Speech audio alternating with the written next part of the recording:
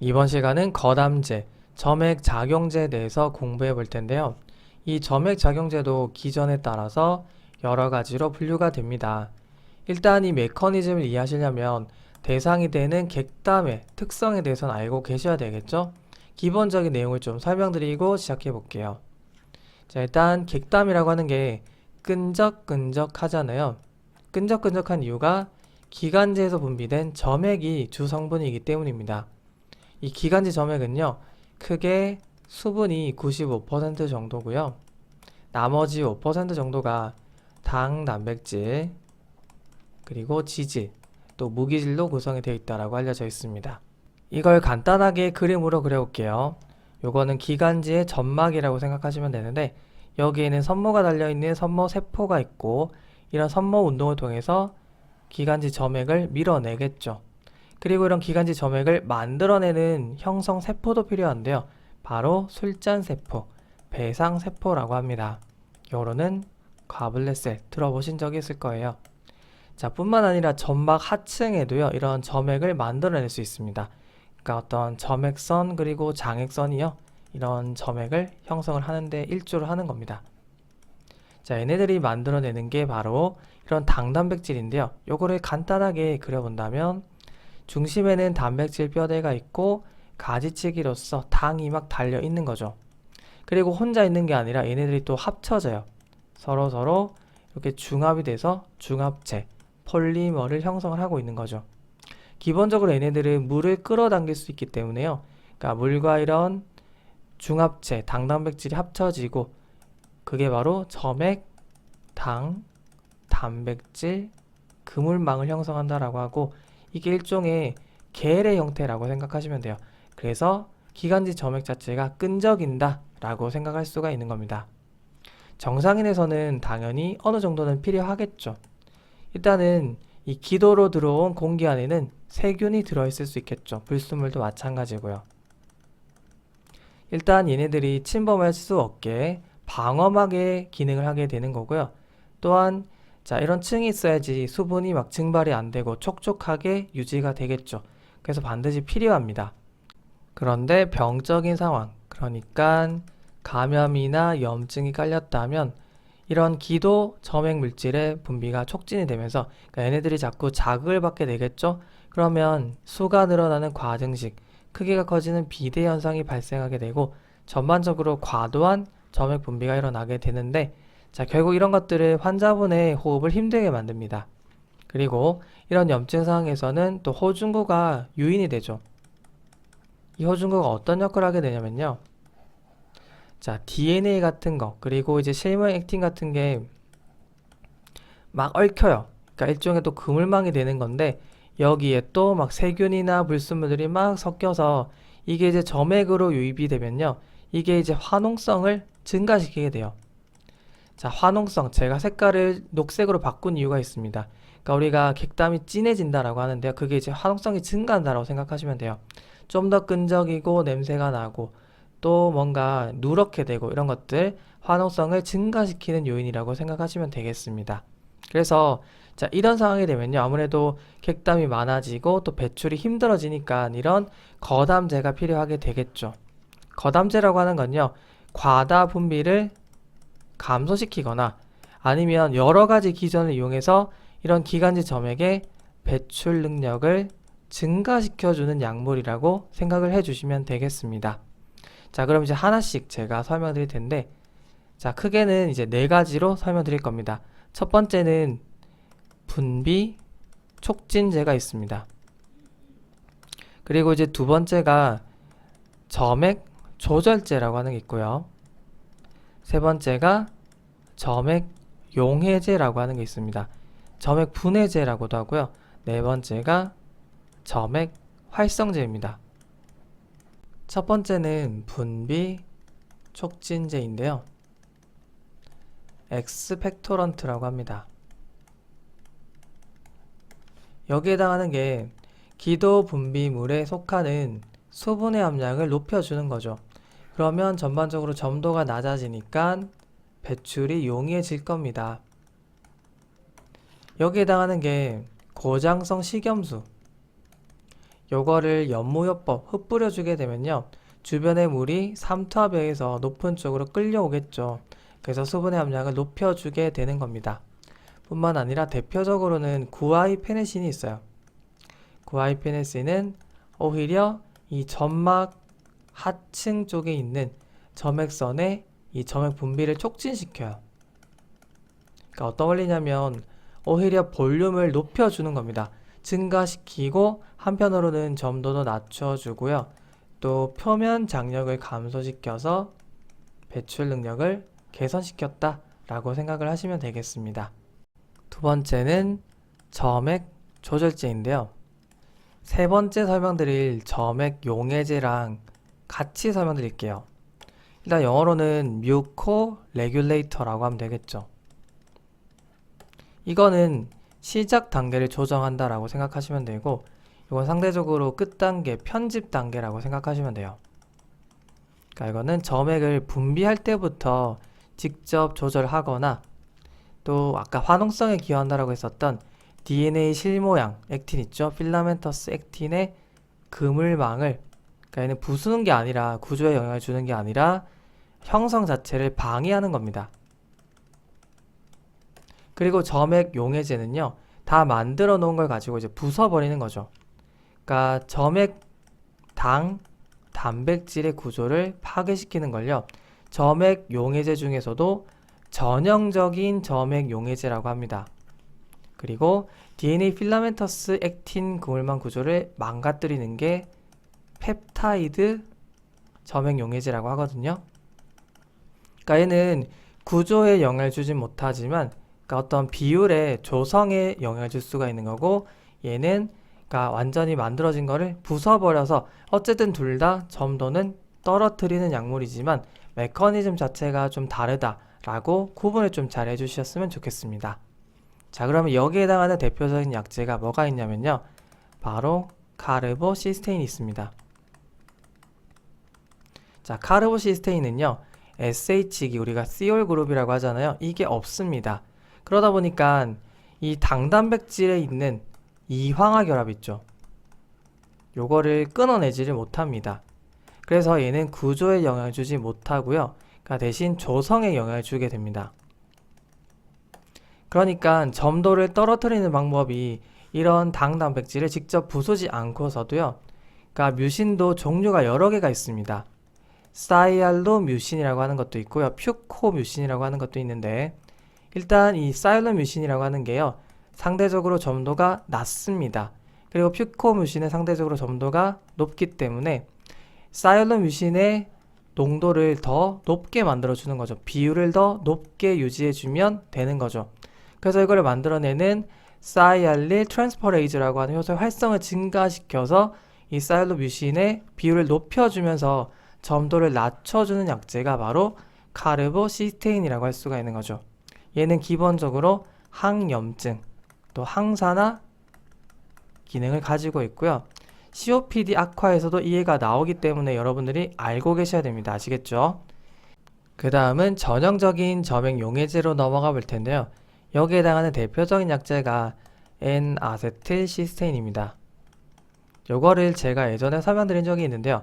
어디서 말씀드렸냐면 타이레놀, 아세트아미노펜 과다 복용 인톡시케이션에서 중화제로 쓰인다라고 말씀드린 적이 있습니다.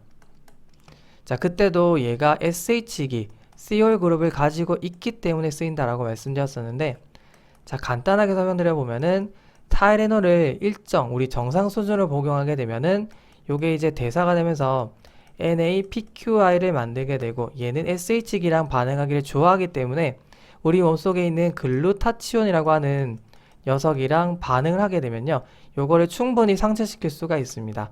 그러나 너무 많이 복용하게 되면요, 과량 복용하게 되면은 우리 몸속에 들어있는 글루타치온과 반응하고도 남습니다. 이 NAPQI가요. 그러면 이게 간세포의 단백질과 반응을 하게 되면서 간세포 독성을 유발하게 된다라고 했었는데요. 그래서 이게 바로 이제 간 독성을 유발하게 되는 거죠. 이런 이제 부족한 글루타치온을 보충해주는 개념으로 N-아세틸시스테인을 쓴다라고 말씀드렸습니다. 이번에도 마찬가지입니다. 이 SH기를 통해서 이런 이제 당단백질의 구조를 끊어줄 수가 있는 겁니다. 이황화 결합을 이 SH기로 끊어주게 되는 거죠. 그래서 점도를 낮춘다라고 생각하시면 되고요. 이런 SH기는 결국에는 환원제로 쓰이게 되는 거죠. 그러니까 이미 산화가 되는 다른 녀석들을 H를 주게 되면서 환원을 시켜주는 겁니다. 그래서 항산화제로 쓰이게 되는 겁니다. 그러니까 아무래도 카르보시스테인보다는 좀 더 이 항산화 능력이 좀 크다라고 할 수가 있겠죠. SH기를 가지고 있으니까 역시나 항염증 역할도 하게 됩니다. 그래서 이 N아세틸시스테인과 카르보시스테인은요, 둘 다 COPD 급성악화에서 나오기 때문에 기억을 해주시면 좋을 것 같습니다. 그리고 N아세틸시스테인처럼 이 자유로운 COL 그룹을 가지고 있어서 이황 결합을 끊어낼 수 있는 당 단백질을 분해시킬 수 있는 녀석이요, 브롬헥신이라고 하는 게 있습니다. 그리고 에르도스테인이라고 하는 게 있는데요. 그러니까 여러분들이 전형적인 점액 용해제라고 하는 건요, 이렇게 자유로운 SH를 가지고 있기 때문에 이황 결합을 끌어낼 수 있는 녀석이라고 생각을 하시면 되겠죠. 우선 브롬헥신이라고 하는 건요, 처음에 설명드렸던 분비 촉진제 역할도 겸하고 있어요. 아까 제가 설명드렸던 구아이페네신 기억나시죠? 이 녀석이 이제 대표적인 분비 촉진제였는데, 이 녀석처럼 분비를 촉진시켜서 오히려 이 부피를 더 늘려서 배출을 용이하게 만드는 그런 역할도 겸하고 있기 때문에 분비 촉진제이자 전형적인 점액 용해제에 해당한다. 그래서 문헌에 따라서는요, 이게 분비 촉진제로도 분류가 되어 있습니다. 참고하시면 될 것 같고요. 에르도스테인도 마찬가지입니다. 티올 그룹을 통해서 이황 결합을 끊어내니까 전형적인 점액 작용제에 해당하는 건데요. 얘는 좀 특이한 게 우리 몸속에 들어가서 간에서 대사가 된 뒤에 이런 이제 프리 설포닐 그룹을 가지게 되는 겁니다. 그래서 이황 결합을 끊어내는 거죠. 이 녀석도 항산화 효과를 가지게 되고요. 또 세균의 어떤 표면에 그런 이제 부착성을 떨어뜨리는 역할을 하게 됩니다. 아까 제가 N아세틸시스테인과 또 카르보시스테인, 그리고 이 에르도스테인이요, 바로 COPD에서, 그러니까 흡입성 스테로이드를 사용하지 않는 환자에서 이걸 사용했을 때 급성 악화를 줄여줄 수 있다 라고 하는 대목이 나옵니다. 그래서 제가 알고 계시면 좋을 것 같다 라고 말씀을 드린 거고요. 그 다음은 펩타이드 점액 용해제에 대해서 알아볼 텐데요. 아까 제가 객담의 화농성에 기여하는 게 바로 호중과 관련된 DNA 필라멘터스 액틴 네트워크 그물망이라고 말씀드렸죠. 자, 이게 DNA가 막 있습니다. 이렇게 이중나선으로 있고 또 사이사이에 이제 실처럼 생긴 액틴이 이렇게 있습니다. 서로 이렇게 결합을 하고 있는데요. 이걸 이제 호중구가 막 뿜어내고 있는 겁니다. 사이사이에서. 자, 이게 바로 화농성에 기여하는 건데, 일단 DNA 중합체를 분해하는 게 바로 도네이즈 알파라고 하는 게 있습니다. 일종의 이제 DNA즈라고 생각하시면 되고요. 그 다음에 필라멘터스 액틴 네트워크를 분해하는 게 게솔린, 그리고 사이모신, 베타4 이런 게 있습니다. 참고적으로 알고 계시면 되겠습니다. 네 번째는 점액 활성제입니다. 뮤코카이네틱스라고 하는데요. 기전은 그러니까 점액과 이 섬모 상피 있죠. 여기에 어떤 청소율을 증가시켜주는 역할을 한다라고 생각하시면 되는데, 일단 이 점액과 기도 점막 상피세포의 어떤 부착성을 감소시켜주면은, 그러니까 뭐 표면 장력을 감소시켜준다든지요. 그러면 우리가 기침을 했을 때 이런 이제 점액이 좀 더 잘 배출이 될 거고요. 또 섬모의 운동을 촉진시켜주는, 그러니까 진동수를 높여준다든지 하게 되면은 청소율이 향상이 될 겁니다. 자, 여기에 해당하는 약제가요, 대표적으로 설펙턴트가 있습니다.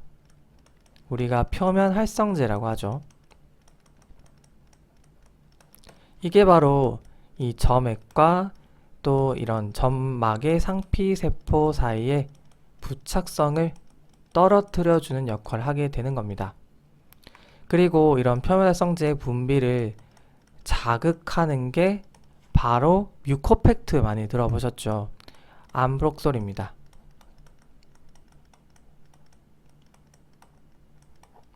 거기다가 이런 암브록솔은요, 그러니까 항산화, 항염증 작용도 가지고 있습니다. 그리고 이런 암브록솔에다가 그러니까 다른 장기를 붙여서 이제 유도체를 만든 건데요. 그러니까 아세필린이라고 하는 장기를 붙인 게 바로 설포라제라고 하는 겁니다. 아세브로필린이라고 하는데요.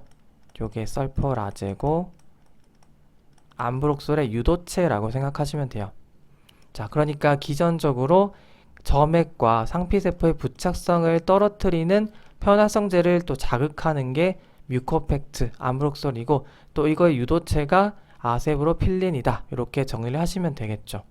자, 그럼 빠르게 정리를 하고 마무리할게요. 거담제라고 하는 거는 점액 작용제라고 하는데 뮤코액티브 에이전트라고 하죠.